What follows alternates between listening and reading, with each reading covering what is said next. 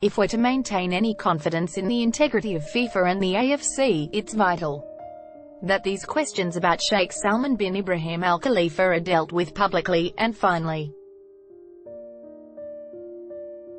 the AFC published a notice on March 1 indicating that 3 candidates, including Salman, had passed eligibility checks by both the AFC Electoral Committee and FIFA Review Committee to stand for election as both President of the AFC and Vice President of FIFA. That Salman has been deemed by FIFA as a reasonable prospect for a continuing position of leadership in the game is a challenge to organizations tasked with upholding standards of sport governance and human rights, such as the Global Players Body, FIFPro, and the Center for Sport and Human Rights, Geneva. 3 matters require independent investigation. Firstly, the 2011-12 crackdown on athletes by the government of Bahrain, in which more than 150 athletes across a broad range of sports were identified, incarcerated and some, like Hakeem Al-Arabi, allegedly tortured. In 2012, Bahrain's Prince Nasser bin Hamad Al-Khalifa was prosecuted in the London's High Court over allegations he was involved in the torture of prisoners in the crackdown. These allegations were denied by the Bahrain government, who described them as politically motivated, but no further investigation has been made public. In the intervening years, both Nasser and Salman have risen to prominence in world-renowned sports, Salman as head of the AFC and VP of FIFA, and Nasser as the chairman of the Supreme Council for Youth and Sports of Bahrain.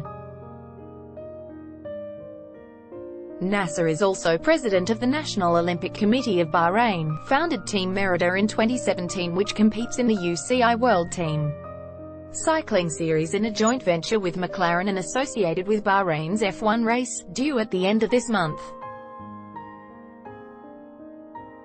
The 2011 Grand Prix was moved from Bahrain in response to protests regarding Bahrain's brutal crackdown on its citizens, and promptly returned the following year, lending international prestige to the regime. FIFA and Gianni Infantino were welcomed to Bahrain by Nasser for the May 2017 FIFA Congress, who proudly trumpeted Bahrain's vision to be an island that hosts, supports, organizes, develops and participated in the global sports movement. By this measure, the plan is a great success. But at what cost to sport?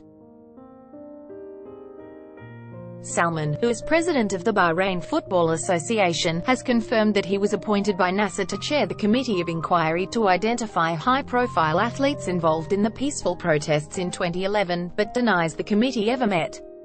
Irrespective, it is an indictment on football that, as head of the local football association at the time, Salman at the very least gave no public objection as footballers were allegedly tortured. What can be more fundamentally important than protecting athletes when in a position of governance?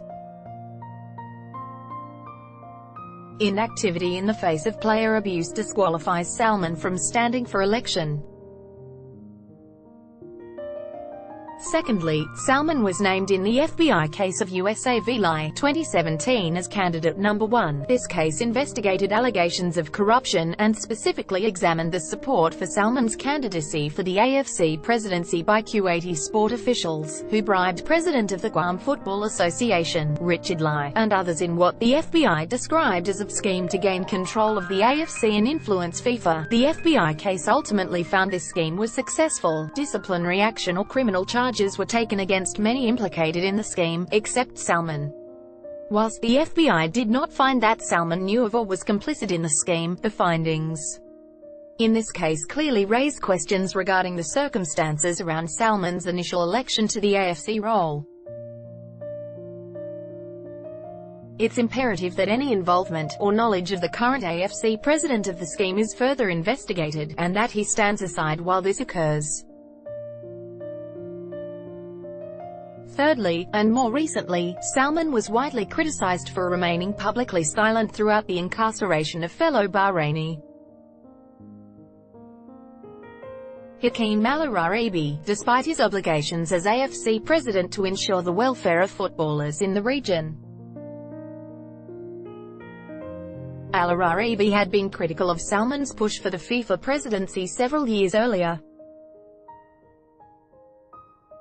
Responding to criticism over Salman's inaction, the AFC issued a release on January 26 claiming Salman had been recused, supposedly 18 months earlier, from any activities pertaining to West Asia due to potential conflicts of interest. This very admission of a conflict should preclude electoral eligibility, as there can be none for any official when the simple matter of upholding a player's rights is at stake. 2 days later, on January 28, media reported the formal submission by Bahrain of extradition orders for Hakim to the Thai court. On the same day, however, I met with FIFA Secretary-General, Fatma Samora, in Zurich to inform her, among other aspects of the case, that I had been advised the extradition orders had in fact been submitted the preceding Friday, January 25, the day before the AFC announced Salman had recused himself. Of extreme concern is any relationship between the eventual submission by Bahrain of the extradition order and the supposed recusal by the AFC president from the matter. Al-Arabi's incarceration in Thailand was already of great concern to all footballers within Asia, who may be faced with similar circumstances. Any inference, therefore, that Salman purposely remained silent during the months Al-Arabi was behind bars, denying him the benefit of an AFC president advocating for his rights, during the long delays of the extradition process, while Bahrain translated thousands of pages of documents into Thai, is an extremely serious one. The AFC election is on April 6. Sheikh Salman bin Ibrahim Al-Khalifa has been passed fit by both the AFC and FIFA to stand for office. Sport needs to know how, and why. And FIFA, Olympics, F1 and cycling are complicit until we have answers.